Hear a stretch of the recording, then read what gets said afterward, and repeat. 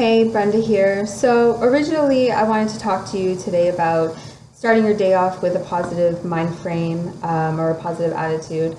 And I had a friend message me this morning and ask me if we could meditate. She wanted to meditate and she was experiencing a lot of anxiety and she wanted to get rid of it. So, that made me realize that I kind of want to talk about something else today, which is our mindset on getting rid of our negative emotions.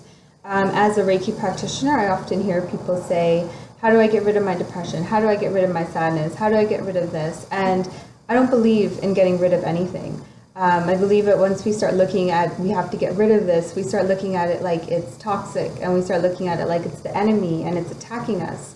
And it's separate of us, and it's something that we need to get out of ourselves, and it's not separate of us. Our anxiety, our depression, our sadness are parts of us. They're parts of aspects of ourselves that are or have been ignored, things that have been suppressed, things that have been forgotten, and it's aspects of ourselves that we need to face, we need to deal with, and we need to confront. And we do it at our time when we're ready to do it, and we can do it in small increments, in little moments. Like if you get really upset when you're waiting for the bus, well, maybe when the bus is late, you just have to learn to be patient with the bus and start small and start with that and then work from there. And that patience could have been because you always had to wait for something while you were a child, and now you're just tired and fed up and you could never say anything as a kid, and now this is how you rebel, is you don't have any patience to wait for anything. Who knows, right? Everybody's different. So it's a matter of working with ourselves and trying to figure out where our anxiety stems from, where our depression stems from,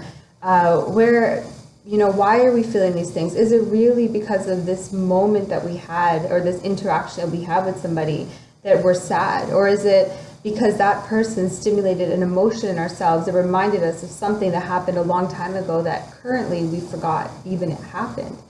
So it's a lot of psychoanalysis. And when we start looking at these negative aspects as just opposite sides of a pole, we'll realize that in the middle of the pole is where we find our balance. And when we learn to integrate our negative emotions with our positive emotions, we can see that in our life we're going to go through times of growth and times of trouble and sadness, and that's where we're going to come out hopefully stronger, and we're going to have times of happiness and things are going to go well and we're going to feel good, and that's a time to celebrate and that's a time to embrace.